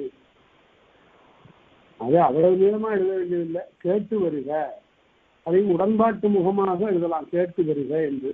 தோழன் வருக, அன்பர் வருக, அண்ணன் வருக, பெருமாள் வருக என்று 4 ஈர்களும் வெளி ஏற்பது பற்றி கூறினார். இப்ப ஏனை புள்ளி ஈறு வெளிகொள்ளா, மற்ற புள்ளி ஈறுகள் வெளிகொள்வதில்லை. அப்படி சில ஈறுகள் கொள்ளும், அதெல்லாம் ரொம்ப சிறுபான்மை. மகளிரே அப்படிங்கிற போது அங்கேயும் ரகர ஈறு கொள்ளும். அதே போல பெண்டிரே என்று வரும். அதெல்லாம் நாரா லாலா ஆகியத்துல ரா கொள்ளுவது. ஆனால் அது இல்லாமல் வரக்கூடியதும் உண்டு. ஆய் என்பது ஒரு பெயர், ஆய் என்பது ஒரு வள்ளலுடைய பெயர். அது ஆய் என்று வரும். அளவெடுப்பது என்பது அது செய்யுளிசை அளபடைக்காக அப்படி வருவது. அது அருமையான பாட்டு. 130வது பாட்டு புறநானூற்றுல விலங்குமணி கொடும்பூர் ஆய், ஆய் வள்ளலே என்று கூப்பிடுகிற போது இந்த ஆய்ங்கிறது விழியாச்சு. எப்படி வெளியாச்சு பாருங்க. ஆய், விலங்குமணி கொடும்பூன் ஆய் இந்நாட்டு இளம்பிடி ஒரு சூழ் 10 என்னமோ. எல்லாருக்கும் யானையா கொடுக்குறிய, உன் நாட்டுல ஒரு யானை 10 குட்டி போடுமோ என்று கேட்கிறான். அதனால இந்த கொடை மடம் அது கொடுக்கின்ற போது யாருக்கு என்ன கொடுக்கறது, ஒரு வகையில தன்னிடம் இருக்கக்கூடிய பெரிய பொருளை எல்லாம் கொடுக்கலாம். எளிய பொருள் எளியவர்கள் என்று கருதாமல் கொடுக்கலாம். அதனால புலவனுக்கு யானையை கொடுக்கலாம். பிற்காலத்துல ஒரு புலவன் பண்ணான், ஒரு வாய்க்கு சோறு இல்லை 4 வாய் கொடுத்தீங்கன்னா. 4 வாய்ங்கிறது யானைக்கு இன்னொரு பெயர், தொங்குகிற வாய்னு பெயர். அதுக்கு பொருள் 4 வாய்னா தொங்குகிற வாய், 4 தொங்குதல். அதுல இருந்ததுதான் நானுகிட்டாங்கிறான், தொங்கிட்டான், தூக்கு போட்டு கொண்டான் என்று பொருள். 4 வாய், ஒரு வாய்க்கு சோறு இல்லை, நீ 4 வாய் கொடுத்த அப்படின்னா. அதனால அவ்வாறு அது கொடை மடம் என்று சொல்லப்படும். சரி, அடுத்தது இந்நாட்டு இளம்படி ஒரு சூழ் 10 என்னும் என்று கேட்டோம். அடுத்தது அமர்ப்பு அண்ணன் இறுதி ஆவாகுமே. இந்த அன் என்ற இறுதி நாரா லாலா சொல்லியிருக்கிறாரு. அதுல அன் என்று வந்தால் அது ஆவாகும். கண்ணன் கண்ணா, சேர்ப்பன் சேர்ப்பா, சேர்ப்பன்கிறவன் நெய்தல் நிலத்து தலைவன், சேர்ப்பன் சேர்ப்பா, பொன்னன் பொன்னா. இந்த இடத்துல திருமானந்த வாரியாருடைய பெரிய புலமையை நாம் வியக்க வேண்டும். பல பேர் அவர்கிட்ட கதை தான் கேட்டாங்க. நுட்பமான புலமைய அவர் கொடுத்த போதெல்லாம் பெற்றவர்கள் மிக மிக சிலர். எடுத்துக்காட்டுங்க என்று சொல்ற, வேற ஒன்றும் இல்லை. வாழைப்பழத்துல 3 வகை இருக்கு. பூம்பழம் எல்லாருக்கும் தெரியும், இப்ப அத மஞ்சள் பழம்னு சொல்றாங்க. பூவன் பழம், பூவன் பழம். அது ஏன் அதுக்கு பூவன் பழம்னு பேர் வந்ததுன்னா, அது பூ தான் அதிகமாக பயன்படக்கூடியது, காயை விட பூவுக்கு அதிக பயன். அதனால பூவன் பழம். இன்னொன்று முந்தன் பழம், அது அளவார் பெற்ற பெயர். முந்தனும் மொத்தமா இருக்கும், பருத்து இருக்கும், அதனால முந்தன் பழம். அதான் வாழைக்காய் சமையலுக்குரியது. அடுத்தது பேயன் பழம் அப்படிங்கிறது, இந்த பேயினாவே பெருசுன்னு பொருள். ஆனா பழம் சின்னதாக தான் இருக்கும், மரம் பெருசா இருக்கும் இந்த பேய மரம். அதனால அதை பேயன் பழம்னு சொன்னாங்க. ஆனா வாரியாருடைய புலமை பாருங்க, அது எப்படி பார்த்தது என்றால், பூவன் பழம் என்பது பூவிலே தோன்றிய நான்முகன், தாமரை பூவிலே தோன்றியவன் நான்முகன். திருமாலினுடைய குந்தி தாமரையில் தோன்றியவன் நான்முகன், அவனுடைய பெயரால் அமைந்தது பூவன் பழம். அடுத்தது முந்தன் பழத்துக்கு என்ன சொல்லுவார்னு பார்த்துட்டு இருந்தார். அது முகுந்தன் பழம்னார். முகுந்தன்கிறது திருமாலுக்கு ஒரு பெயர், முகுந்தன் பழம்னார். அடுத்தது பேயன் பழம்ங்கிறது, பேயன்கிறது சிவபெருமானுக்கு ஒரு பெயர், அதனால பேயன் பழம்னார். இப்படியெல்லாம் பார்க்கக்கூடிய ஒரு நுட்ப அறிவு அவருக்கு இருந்தது. இசையில அவ்வளவு தேர்ச்சி இருந்தது. அருமையாக தேவார திருமுறைகளை, திருவாசகத்தை இசையோடு சரியா பாடக்கூடியது. அதற்குரிய 12 ஆண்டுகள் அவர் இசை பயின்றார். அப்பேற்பட்ட பெரும் புலமைக்காரராகிய வாரியார அவர் பெரிய பெருமைகளை பேசுகின்ற போது எல்லாரும் கூட அடிச்சாங்க, வாங்கிட்டார். அப்பதான் சொன்னார், மூடியின் வழி யாரையும் குற்றம் சொல்லவில்லை. நெய்வேலியில அடிபட்டார். சில பேர் அங்கிருந்து வன்முறையாளர்கள் சில பேர் அவரை தாக்கினார். அவர் அதை பொறுத்து கொண்டார், யாரையும் குற்றம் சொல்லலை. யார் மேலேயும் வழக்கு கேட்டபோது அதெல்லாம் வழக்கெல்லாம் பதிய மாட்டேன்றார். அதனால அவர் மிகப்பெரிய ஒரு கல்வியாளர். அதற்காக சொன்னேன், எனக்கு கொஞ்சம் அவரோட பழக்கம் உண்டு, அதனால சொன்னேன். அண்ணன் இறுதி ஆவாகுமே. அன்னை சொல்லிற்கு அகரமாகும். பக்கத்தில் வருகிற போது அது அகரமாகும். கண்ண பொன்ன துறைங்க ஊர என்று பக்கத்தில் இருக்கிற போது அகரமாக அது நிற்கும். ஆணன் இறுதி இயற்கையாகும். ஆண் என்பது இயற்கையாக அப்படியே தான் இருக்கும், மாறாது. சேரமான் ஆண்ங்கிற விகுதி, சேரமான் வருக, மலையமான் வருக என்று சேனாவரையர் எழுதுவார். அந்த இடத்துல கூவுதற்கண்ணும் அவ்வாறே நிற்கும். கூவு அல்ல, சத்தம் போட்டு கூவுகிற போதும் சேரமான் வருக, மலையமான் வருக என்று அப்போதும் மாறவே மாறாது, இயற்கையாகும் என்று காட்டினார். அடுத்து தொழிலில் கூறும் ஆனன் இறுதி ஆயாகும் விழிவையுமான. தொழிலில் கூறும்னா வினை சொல்லாக வருகிற போது வினை ஒன்றோடு தொடர்புற்று வருகின்ற தொழிற்பெயரில் ஆண் என்ற இறுதி ஆயாகும். ஆய் என்று ஆகும். வந்தான் வந்தாய், கண்டான் கண்டாய், சென்றான் சென்றாய் என்று ஆய் என்று ஆகும். அதே போல பண்புகு பெயரும் அதனோரத்தே. பண்பை உணர்த்துகின்ற பெயரும் அப்படிப்பட்டதுதான். எப்படிப்பட்டது? அகரம் ஆயாகும். அதுவும் ஆயாகும். எப்படி ஆகும்? கரியான். இந்த கருமைங்கிறது ஒரு பண்பு. இந்த கருப்புங்கிறது இருக்குத, அது ஒரு நிறம். இந்த நிறத்துக்கு ஒரு கவர்ச்சி உண்டு என்று சொல்லுவார்கள். கருப்பா இருக்கும்போது ஒரு அழகு இருக்கிறதா. ஆறுமுகனாவலர் நன்னூல் உரையில 7ஆம் வேற்றுமைக்கு எடுத்துக்காட்டு காட்டுகிற போது கருப்பின்கண் மிக்குள்ளது அழகுன்னு எழுதினார். கருப்பின்கண் மிக்குள்ளது அழகு.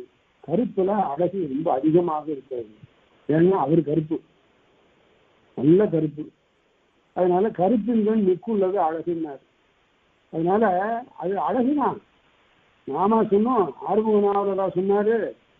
அங்கிருந்து தயரதனிடம் விஸ்வாமித்திரர் கேட்கிறார், உன்னுடைய பிள்ளைகளில் அந்த கரிய செம்மலை எனக்கு கொடுத்து உதவுனார். கரிய செம்மல்னா ராமன். ராமன் கரிய நிறத்தால் கரியவன்.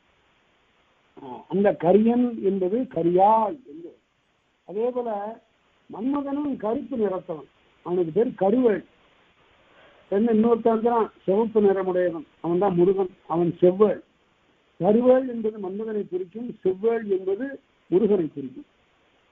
கரியான் செய்யான், அதுதான் எடுத்துக்காட்டாகவும் காட்டினாங்க. கரியான் என்பது கரியாய் ஆயாகும், செய்யான் என்பது செய்யாய் என்று ஆகும்.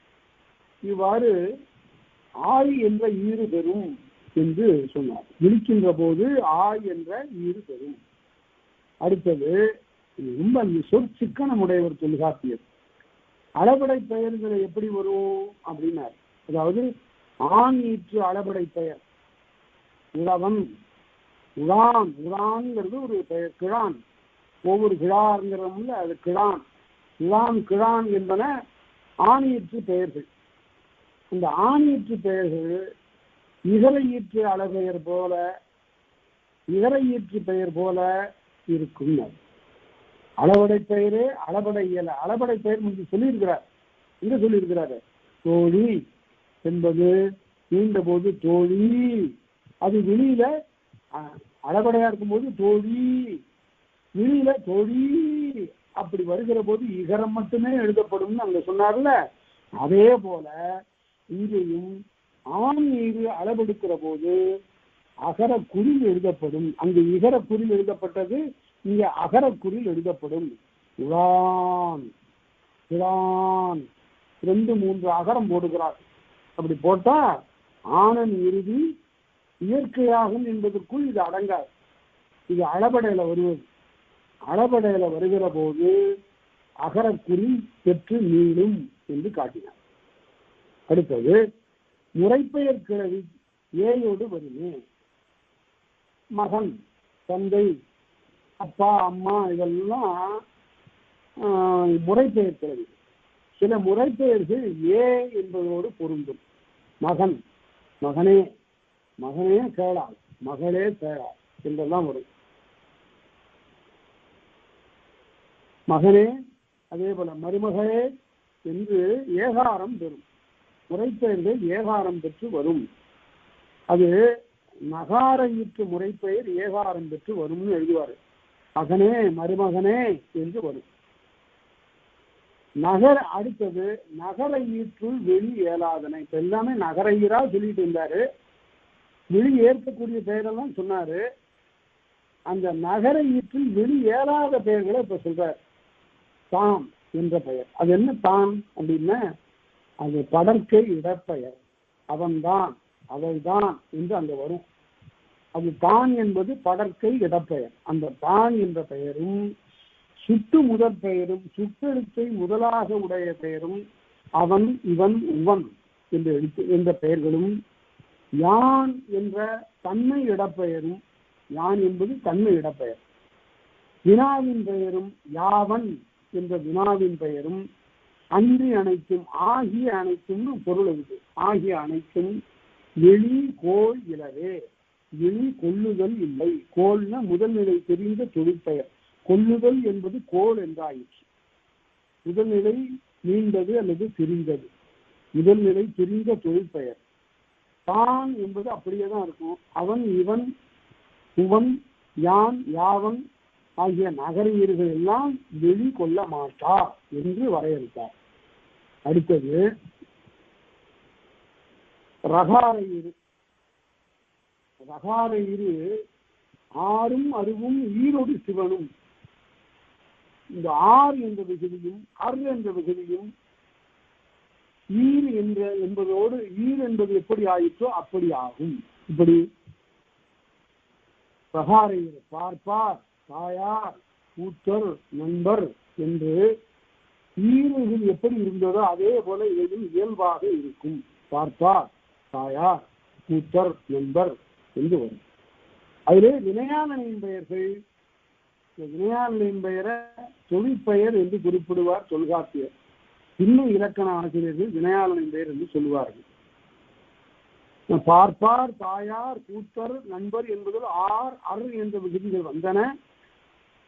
பார்ப்பார், தவறே, சுமந்தார் என்றெல்லாம் அவ்வாறு வரும். ரகாரயத்துக்கு இது இலக்கணம். அது எப்படி வரும்? பார்ப்பீர், ஈரோடு சிவனும்னா பார்ப்பீர், தாயீர், கூத்தீர், நம்பீர் என்று ஆறும் அருவும் ஈரோடு பொருந்தும். ஆர், அர் என்பன ஈர் என்று மாறும். பார்ப்பீர் என்றால் என்ன? பார்ப்பீர் என்றால் அதுக்கு என்ன பொருள் என்றால், பார்ப்பார் என்பதற்கு என்ன பொருள் என்றால், ஒரு இடத்துல உரையாசிரியர் எழுதுவார், உலக நலன் கருதி வேதங்களை இடையராது பார்ப்பவர்கள், மறைநூல்களை இடையராது பார்ப்பவர்கள் என்று பொருள்.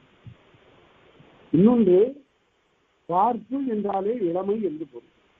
இந்த இளமையிலே கல்வி முதிர்ச்சி உடையவர்கள் என்று அந்த பொருளையும் பார்ப்பார் என்பதற்கு சிலர் எழுதுவார்கள். வில்டுராண்ட் என்ற ஒரு மாமேதை இந்த ஹிஸ்டரி ஆஃப் சிவிலைசேஷன் என்று ஒரு புத்தகம் 7 தொகுதி எழுதியிருக்கிறார். ரொம்ப அருமையான நூல். உங்களுக்கு ஒரு குறிப்புக்காக சொல்லுகிறேன். நீங்க இந்த இடத்துல இதை எதற்காக சொல்லுகிறார்கள் என்று சொல்லுகிறேன் என்று நீங்கள் நினைக்க வேண்டாம். உங்கள் பயனுக்காக தான் சொல்லுகிறேன்.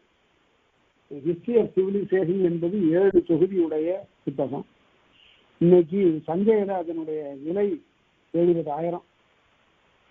7 தொகுதி, 8 வந்திருக்கு. 7 தொகுதி நூல்களையும் வாங்க வந்திருந்தால் 70,000 கொடுக்கலாம், தாராளமாக கொடுக்கலாம். ஆனால் அமேசான்ல போய் பயன்பட்ட நூல்கள்ல அது $100 வாங்கலாம். இன்றைக்கு நான் வாங்கினேன், அப்படி $100 வாங்கலாம். பெரிய கருவூலம். வீட்டில் நிறைய செய்திகளை எல்லாம் தெரிந்து கொள்ள வேண்டும் என்று நீங்கள் கருதுவீர்களே, ஆனால் கிரேக்க பண்பாடு என்ன, கிரேக்க வரலாறு என்ன, இஸ்ரேலினுடைய வரலாறு என்ன, இங்கிலாந்தினுடைய வரலாறு என்ன, அமெரிக்காவினுடைய வரலாறு என்ன, இந்தியாவினுடைய ஆசியாவினுடைய வரலாறு என்ன, பண்பாடு என்ன, எல்லாவற்றையும் தெரிந்து கொள்ளலாம். இந்த 8000 பக்கம் உள்ள அந்த தொகுதிகள் இன்றைக்கு அமேசான்ல $100 கிடைக்குது. அதாவது ரூபாய் 7,000 கூட இல்லை, குறைவு. அது யூஸ் பண்ணும் பார்த்தா புதுசாகவே இருக்கு. யாரோ வாங்கி வரை படிச்சாங்களோ அல்லது ரொம்ப பத்திரமா படிச்சுட்டு கொடுத்துட்டாங்களோ தெரியல. அது ஒரு பெரிய கருவூலம். அதில் வரக்கூடிய செய்திகளை பற்றி நான் நிறைய பின்னால சொல்லுவதற்கு இருக்கிறேன். அதற்கு உரிய இடத்துல நீங்கள் ஹிஸ்டரி ஆஃப் சிவிலைசேஷன் எழுதிய ஆசிரியரோட பேர் Will Durant, WILLDURANT, Will Durant. பெரிய கருவூலம், அறிவு கருவூலம். அதை பற்றி பின்னால சொல்றேன். அதுல ஒரே ஒரு செய்தி, அந்த வில் டுராண்ட் இந்தியா வருகிற போது 9 வயது பையன் ஒருவன் 300-400 பக்கங்களை உடைய சமஸ்கிருத பகுதியை மூச்சு விடாமல் அப்படியே சொன்னான். அதை பார்த்தேன், வியப்பாக இருந்தது. இது பரம்பரையாக வருகின்ற ஒரு பழக்கம் என்று உணர்ந்தேன் என்று சொல்லுகிறார். அந்த இளவயதிலே அவ்வளவு ஒரு கல்வி மிகுதியாக இருந்தது என்று அவர் காட்டுகிறார். அது எல்லா நாட்டிலையும் எல்லா மொழியிலும் இருக்கு. தமிழ்லையும் அப்படி சொல்லக்கூடிய ஆற்றல் உடையவர்களா இருந்தார். பின்னால மறைமலடிகளார் அதற்கு ஒரு நல்ல எடுத்துக்காட்டு. அவர் தன்னுடைய நாட்குறிப்பில் எழுதுகிற போது எழுதுகிறார், யான் என்னுடைய 19ஆம் அகவையில் தொல்காப்பியின் எழுத்ததிகாரம், சொல்லதிகாரம், பொருளதிகாரம் இவற்றுக்கு பண்டை உரையாசிரியருடைய உரைகள், சங்க இலக்கியங்கள், அவற்றுக்கு நச்சினார்க்கினியர் உரை, அதற்கு பிறகு 12 திருமுறைகள், 4000 திவ்ய பிரபந்தம், 50 காப்பியங்கள் ஆகியவற்றை உரையோடு முற்றக்கற்று நெட்டுரை செய்து முடித்தேன் 19 வயதுல. அவ்வளவு படித்தவர், நிரம்பிய கல்வி உடையவர். அதனால்தான் திருவிக்காவரை பற்றி எழுதுகிற போது, அற்றை நக்கீரனாரும் பெற்றை சிவஞான முனிவரும் ஓரிது கொண்டு போந்து இற்றை தமிழ் வானில் நிறவென்று உலவுகின்றார் அடிகள் என்று யான் எழுத்தாலும் சொல்லாலும் போற்றுவது உண்டு என்று எழுதுவார். அதனால அவ்வளவு நெட்டுரை செய்யக்கூடிய ஆற்றல் எல்லாருக்கும் இயல்பாக இருக்கிறதை தூண்டப்பெற வேண்டும். அதே போலதான் டாக்டர் ஜான்சன் ஆங்கில இலக்கிய உலகத்தில் முடிசூடா மன்னனாக திகழ்ந்த ஒரு மாமேதை. அவனுக்கு பள்ளிக்கூடம் போக முடியாதபடிக்கு சிறு பிள்ளையா இருக்கும் போது கழுத்துல ஒரு கட்டி வந்துருச்சு, கண்டமாலை. அந்த கண்டமாலை வந்துட்டதுனால வீட்டிலே வச்ச மேய்க்க முடியல அம்மாவால. உடனே ஒரு வாளி நிறைய துணிகளை காய போடுவதற்காக நான் மாடிக்கு போனேன். மேலெடுக்கிறதுக்கு சென்று திரும்பி வருவதற்குள் இந்த 15 பக்கங்களை நீ நெட்டுரை செய்து வைத்திருக்க வேண்டும், நான் வருவதற்கு கொஞ்சம் நேரம் ஆகும், சில மணி நேரம் ஆகும், நீ நெட்டுரை செய்ய வேண்டும் என்று சொல்லிவிட்டு படி ஏறினாலாம். ஒரு 7-8 படி ஏறினோடனே அம்மான்னா டாக்டர் ஜான்சன் என்ன ஒப்பிக்கிறேன் கேட்டுக்காங்க. அப்படிப்பட்ட ஒரு பேராற்றல் அவனுக்கு இருந்தது. எதையும் எளிமையா சொல்லுவதே அவனுக்கு வராது.